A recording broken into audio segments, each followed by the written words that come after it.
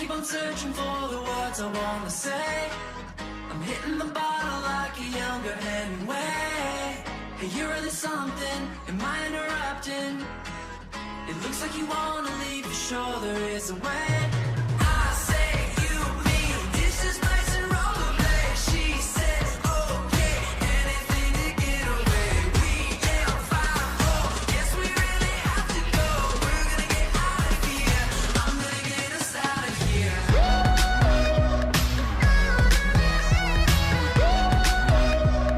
I'm gonna get us out of here.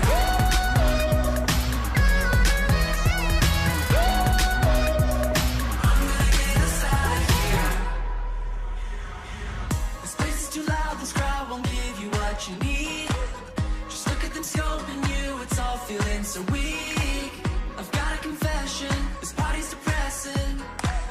It looks like you wanna leave, for sure there is a way. I say you, me, dishes, plates, and rollerblades. She says okay, anything to get away. We can't find more, guess we really have to go. We're gonna get out of here, I'm gonna get us out of here. I'm gonna get us out of here.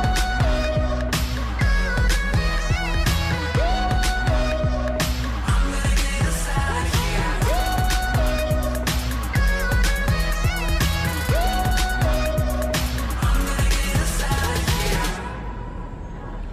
Gotta get out, gotta get, gotta get out, gotta get, gotta get out, gotta get, gotta get out, gotta get. We out, gotta get, we going.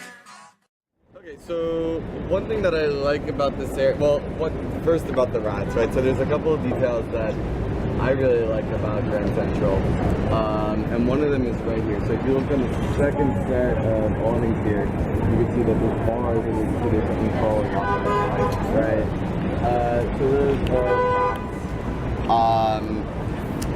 And the reason is that originally when the station opened in 1913, this building was made to have offices for shipping companies, and which was a big industry in New York 100 years ago. And boats, they have traps on them so that rats can't go up from the docks to the boats. So like Grand Central, we'll see it's Beaux-Art architecture. So Beaux-Art means fine arts in French, and you'll see it's a modern building, modern for 1913. But it's like has a lot of like European classical influence. So New York had grown so much in the 19th century that by the end of the 19th century, beginning 20th century, it's as big and wealthy as like Paris or London, but much uglier. So New York architects, they go to Europe and they kind of take European techniques and make it modern. Very inviting. This is a place called Eli Zabar Farm to Table. Eli Zabar's is a market on the Upper West Side of Manhattan. It's a family-owned business. I believe it's the third generation running it now. If you go to the store, there's always a Zabar in the store, they say. So this is like a known New York place that now has an outpost to the Grand Central. As we walk through, we'll see Murray's Cheese, which has been down in Greenwich Village since the 1950s. They have an outpost here. Lilac Chocolates, which opened in Greenwich Village in the 20s, has an outpost here. So these are some like known New York staples. But for people busy on the go that don't have time to travel all over the city, they can pick them up here in Grand Central. Now you're paying a premium for this, so like if you look at the prices on some of this produce as you walk through, this is not where I buy my tomatoes. So you see containers of strawberries for like double the price I see at the grocery store. Yeah, $7 for tomato. Yeah.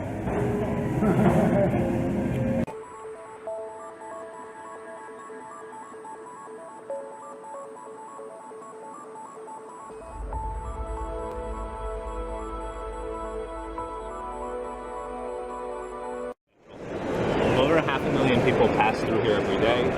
We're really here at prime time. It's like 5 o'clock now. You'll see just rushes of people going in every direction. Part of this design, though, Andrew mentioned it's the Beaux-Arts movement. There's really a lot of thought put into everything. So on the stairs, the incline is very low. When you walk on the subway stairs, you'll notice they're a lot steeper.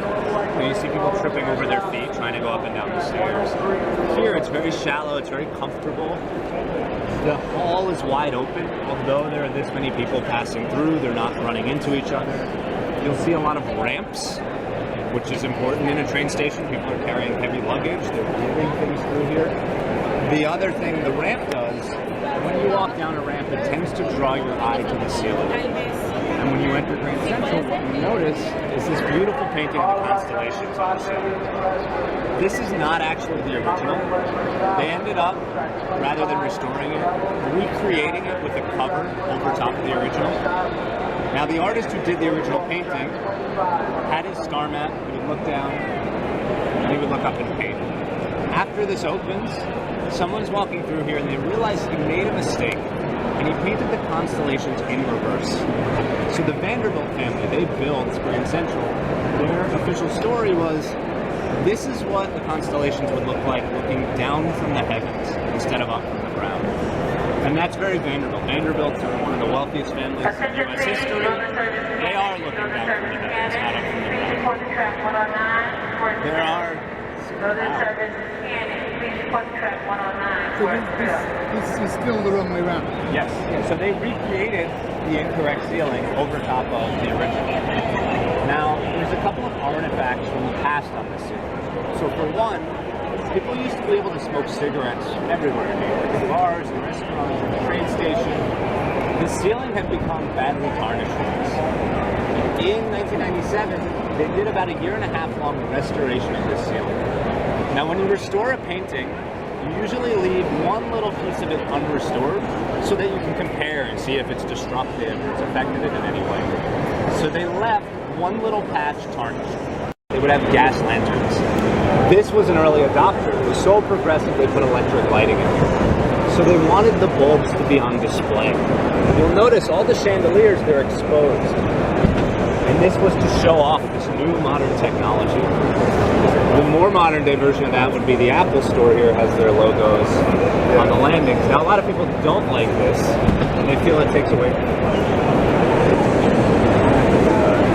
To me, this is like an artifact of like this is like the 1950s Cold War, the artifact of that. This is like the artifact of our generation. It's like, you know, we have St. Patrick's Cathedral, it's the Catholic Cathedral, we have St. John the Divine, it's Episcopalian Cathedral, and then this for me is like our secular cathedral, and then on the altar is the apple. Right? So it's like it says a lot about society. Yeah. It's a little depressing, yeah. But this is a building that's historic inside and out. So that's why the other thing is like people are angered. It's like controversial that they were able to get the apple here. Time is important. Obviously, in a train station, people have to catch their train on time. The clock, they say, is valued somewhere between $10 and $12 million. So the mechanism of it is really valuable, but also the stone faces are what makes it so valuable.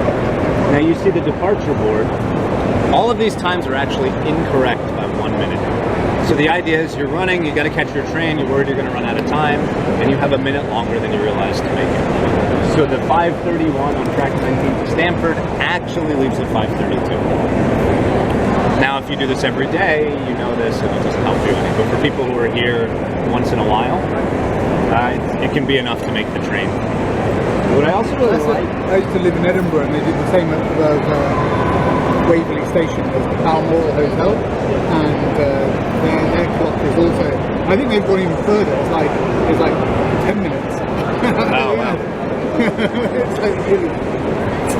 What I also like is you're right in the middle of the station. You see all the tracks around you, but they're almost secondary. You don't really see the trains. You don't hear them coming in. You feel like you're in... Okay, so they just went ahead with the project anyway. It's office buildings. There's Rockefeller Radio City Music Hall, which is a large theater. Sits 5,000 seats. They have the skating ring and some stores. And it's interesting, like, the time period that this is done. So this is the 1930s. It's in the interwar period. And the League of Nations had failed. So I'm kind of taking you back to your, high school days, remembering the League of Nations potentially. So the League of Nations was like a predecessor to the United Nations. And the idea was that they would like make sure that there wasn't another world war. And the Rockefellers, after seeing the League of Nations fail, they thought that the way to world peace was through international trade and commerce. So the idea of this was to make like a World Trade Center type thing, where different countries would be able to do commerce with each other easily here. And with an act of Congress, they made this duty-free zones in here so that there would be businesses able to sell and buy with each other. Rockefellers later, they're actually important in the making of the World Trade Center, and before that they actually bought the land that the United Nations sits on and they donated it. So they were the richest people in the world potentially in the 1930s, or one of the richest, but they saw themselves as having like roles as like a citizen of the world, more than just being like very rich industrialists. So one thing is that like in between this time period, 1930s, like there's really big questions in the world of what was going to be the future political economic system, like communism, capitalism, or democratic capitalism like we have here, you had in England or in Australia at the time, or fascism.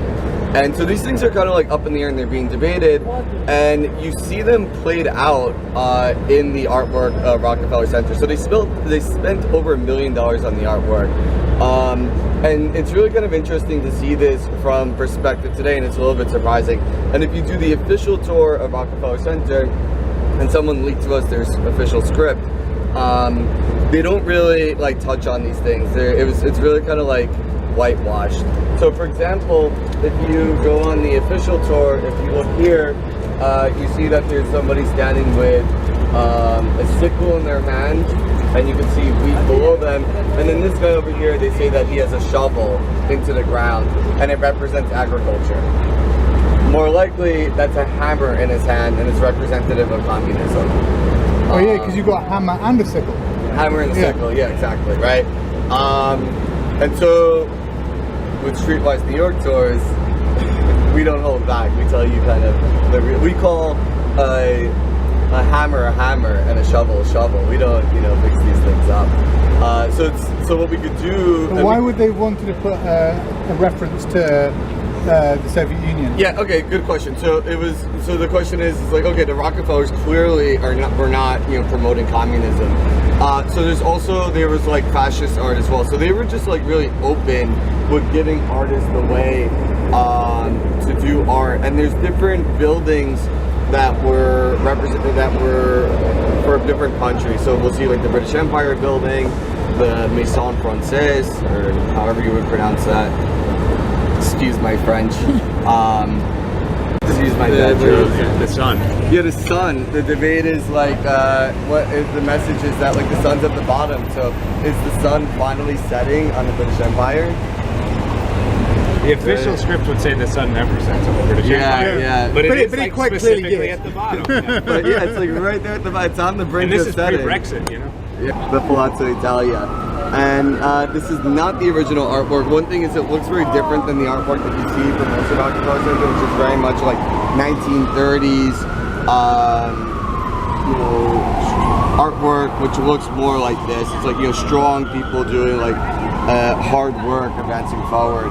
And so this says Sempre Avanti Eterna Giovinezza, which was a popular fascist slogan of Mussolini.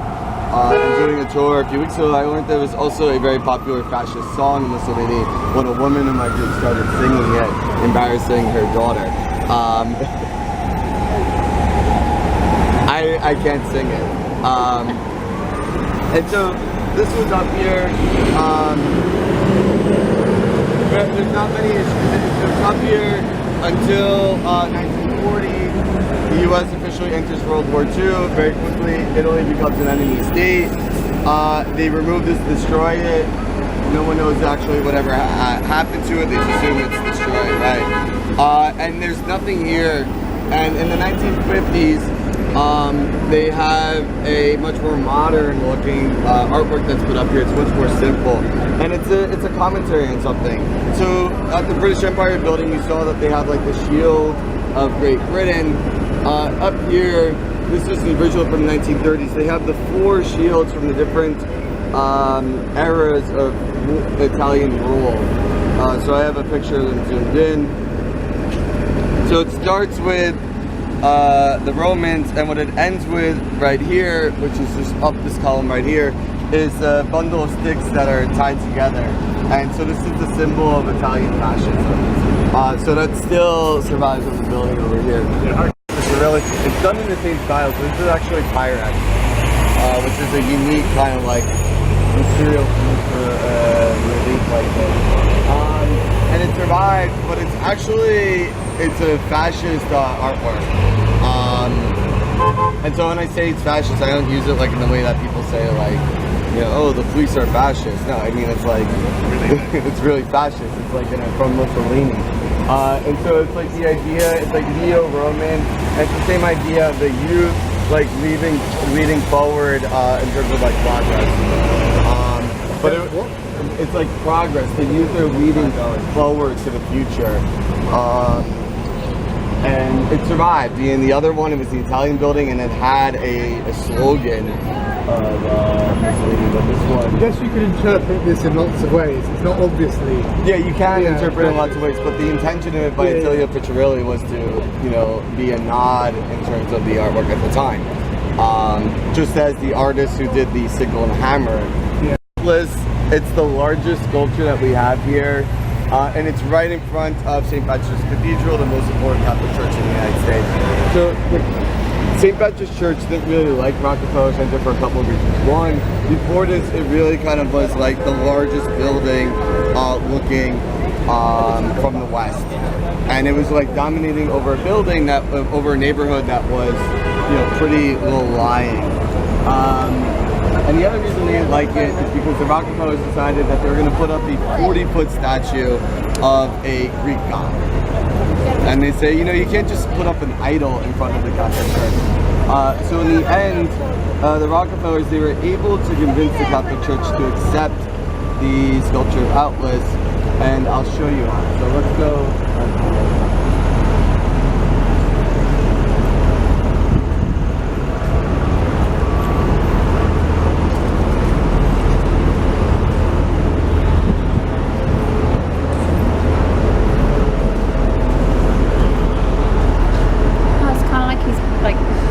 Yeah, very good. So it's like he's bowing to the, bowing to the church. And the other thing is, if you look at him straight from the back, it looks like Jesus on the cross. Oh yeah. So it's like he's a secret Catholic. So in the end, the Catholic Church, they accepted this. I'm sure they wrote a nice check too at some point, but you see these like major murals all throughout, up here, around the corner. Originally, the Rockefellers are looking for artists to do this. Well, first they go to Picasso and they ask him to do a mural. Picasso basically says, art belongs in galleries and museums, it doesn't belong in these like commercial centers. So then they approach Henri Matisse and he refuses as well. So finally they get an artist named Diego Rivera who agrees to do a mural. And he had given them sketches, but he left a certain part of it kind of out in detail. So Andrew has a recreation of what his mural was. This was done in Mexico City afterwards from photos taken by his assistant. And one of the biggest things that stands out is that Vladimir Lenin is in his mural. And this was not in his original sketches. And the Rockefeller said, we can't have this communist figure in this mural in Rockefeller Center. So Diego Rivera says, okay, what if I add Abraham Lincoln to the mural? And they still say no. And eventually they cover up the mural and it's like removed, it's destroyed, it's never seen by the public. And it takes them years to pick an artist to do the new mural. So it was nicknamed the Wailing Wall. So it was like this big travesty to try to get this project. So finally they get a Spanish artist named Joseph Serra, who had done a lot of the murals throughout Rockefeller Center. And he creates this work which is called American Murals. And in fact, you can see Rockefeller Center rising. You see these workers all along it. You'll notice Abraham Lincoln in the top half. Yeah. And below him, Ralph Waldo Emerson. So these were great wise figures that they decided to put into the mural. He had to give them very detailed sketches, of course, after what had happened to Diego Rivera. His work, they say, was like very primal. He did things like dragging brushes, using his hands to smear paint all over this. He creates this mural, and he creates the mural on the ceiling as well called Time. And you'll notice with Time, you have these 2 hourglasses on the scale. So you have the past and the future, you have these circling planes, you have the guys working on planes. This represents this progress in technology. And the main part with the scales and the hourglasses represents the passing of time. And it's actually created as an optical illusion. So from this side, you'll notice he's standing on these two pillars, and it appears his weight is on the far leg. Yeah. If you keep looking up, and just be careful so you don't bump into anybody, as you walk across, it will appear that he shifts his weight to the center, and then to the other leg as you get to the other side.